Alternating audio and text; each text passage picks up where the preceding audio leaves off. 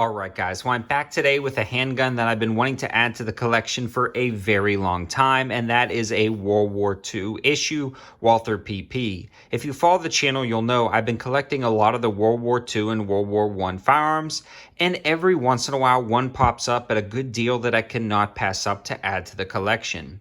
Also, if you follow the channel, you'll know I'm a huge fan of the Walther products, especially the Walther PPK and Walther PP chambered in 32 ACP.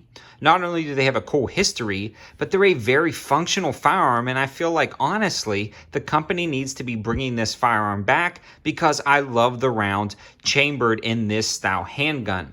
Now, we'll talk about the performance of this pistol, but this is more of a just overview of this really magnificent handgun, talking a little bit about its history, not going too far into it, and also talking about how if you find one, I think, in my opinion anyways, you should snag one up if you can find it at the right price.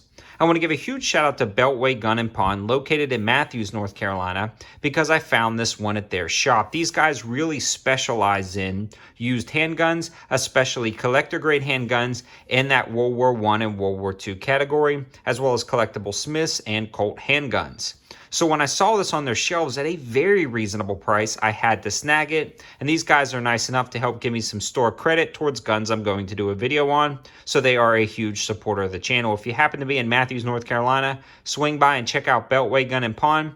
Tell them 704 Tactical sent you over and you'll save 10% off of anything in their store. That is a pretty good savings, especially if you happen to find a handgun like this. Now I want to touch briefly on the history of this firearm, and judging by the markings on this firearm located on the frame and slide and the reciprocating side as well as the serial number, this is a mid-war production, about the third variation Walther PP. Now the Walther PP is a slightly longer version of the Walther PPK, and these firearms are very similar. In fact, some of the magazines are interchangeable when you're talking about putting a Walther PP magazine in a PPK. Now don't quote me on a lot of these magazine interchangeabilities, but from the ones I've had in my collections, the mags swap out pretty nicely. The overall function of the Walther PP and PPK is generally the same, and we'll talk about the function in the part of the review where I discuss its overall performance down at the range, keeping in mind this is a World War II issue handgun. Now the serial number range puts this again right at the mid-war production, and when you look at the serial numbers beginning in 1940 through 1945, they start at about 165,000 and go to about 390,000, and this again puts it right in the middle, which is a pretty awesome piece in my opinion. During the heat of the conflict, this firearm was produced. Looking at this firearm, I really want to talk about its uses and functionality still to this day, and maybe you don't necessarily want to shoot your collector's Walther PP as much as I shoot my guns. Now this one is in reasonable condition. It's got a lot of surface finish wear, but internally it's very nice and the bore is very good on this handgun. The 32 ACP cartridge is a pretty slick cartridge, and honestly, having a cartridge like that in a smaller handgun like this, but an all steel frame handgun, is a joy to shoot. There is almost no recoil when it comes to shooting this handgun, and if you've ever shot a Walther PPK or a smaller 380, you know they can be snappy. But with that 32 ACP cartridge, it's a very smooth shooting handgun. The sights are rather rudimentary, but they get the job done, and on the top of the handgun you can see these anti-glare checkerings, which is a really nice touch. It does have a loaded chamber indicator hanging out the back and a safety decocker.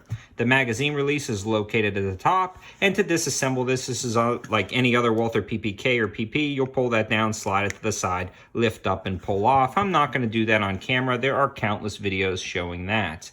Having a handgun like this is definitely fun to shoot at the range because you can take newer shooters to experience a historic firearm without experiencing the really snappy recoil of some other handguns. Also, if you get one that's not in such great collector shape and it's got surface wear and you're not worried about shooting it, they are just so much fun. This one is also a little tack driver, putting all the rounds in almost the same hole up close and still keeping tight groups at a further distance. Now, during this time during the war, there was also German Lugers and German P38s and 9mm Luger, which were more prevalent along the front lines, but something like this would make an officer's pistol or somebody, like a clerk, somebody who wasn't necessarily on the front lines. These were probably issued to those types of people. Now, again, I don't want to dig too far into the history of this handgun, but I think they are so nostalgic and they are such a nice piece to add to your collection. I'm really glad I added this one to the collection. I love the engineering of firearms, especially firearms from World War I and World War II. People were really evolving different style handguns and rifles to meet the demands of that day, and a lot of innovation was put into these handguns. They seem almost to just transcend time and really pull a lot of features you see in modern day firearms, but actually got their roots from a lot of these firearms out of necessities in combat. Having a historic World War II firearm in your collection to admire the history and engineering of a lot of these firearms manufacturers is such a cool thing to have, and I'm really glad I got this one from Beltway Gun and Pawn. I hope this gives you an interesting option to add to your collection, as well as a cool place to go look at unique and historic firearms and pick some collectible Colts and Smiths up at the same time. Remember to use that coupon code, or at least just tell them 704 Tactical sent you over, and you'll save 10% off at Beltway Gun and Pawn when you go into their shop. Thanks for watching, guys. Have a good one.